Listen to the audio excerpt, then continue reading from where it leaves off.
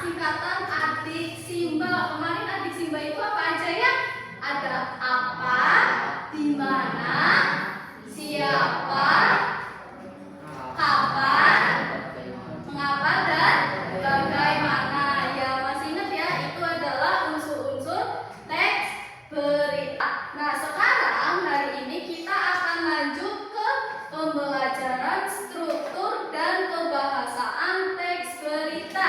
Jadi, dalam penulisan teks berita itu harus ditulis secara jelas, terus nyata, dalam penulisan yang baik dan benar. Makanya di pelajaran teks berita ini ada materi tentang struktur dan kebahasaan teks berita.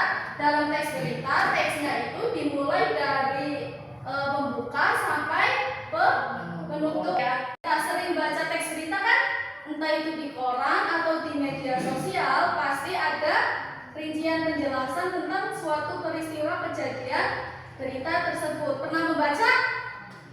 Pernah. Yang pertama, struktur teks berita itu yaitu judul. Struktur teks berita yang kedua adalah kepala berita.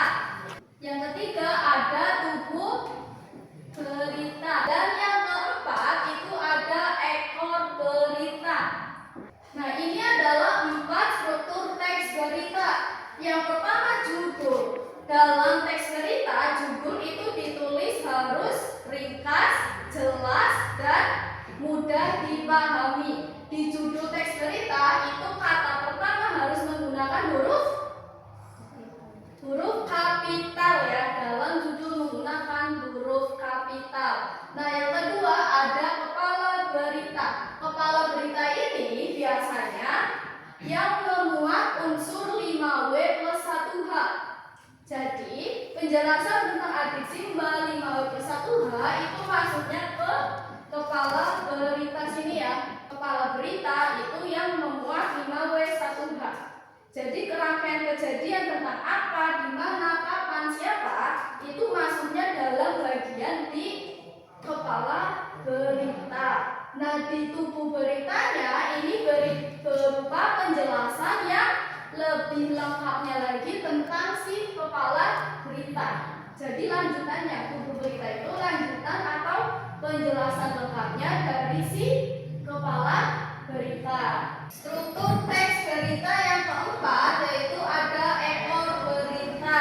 Ekor berita itu nanti yang mencakup atau yang menjelaskan tentang penutupan sebuah teks berita. Jadi ekor berita itu penutup ya. Struktur teks berita itu ada 4. Yang pertama judul, kedua apa? Kepala berita. Yang ketiga tubuh berita. Yang keempat ekor berita. Ini struktur teks berita. Jadi pelajaran hari ini sudah paham semua materinya tentang struktur dan kebahasaan teks berita, sudah bisa menentukan semuanya ya. Mana yang masuk ke judul, mana yang masuk ke kepala berita, mana yang masuk ke tubuh berita dan ekor berita. Udah paham semua tentang materi hari ini? Materi hari ini mudah dipahami? Mudah dipahami? Materi hari ini gampang? Gampang ya, ya udah. Materi hari ini cukup sekian sampai sini. Nanti di pertemuan berikutnya, kalau ada yang nggak berangkat atau sakit, tolong dikasih surat ya, jangan tanpa keterangan. Jadi menggunakan surat izin sakit. Oke, selesai pelajaran hari ini. Boleh dipimpin doanya. Bereskan dulu bukunya.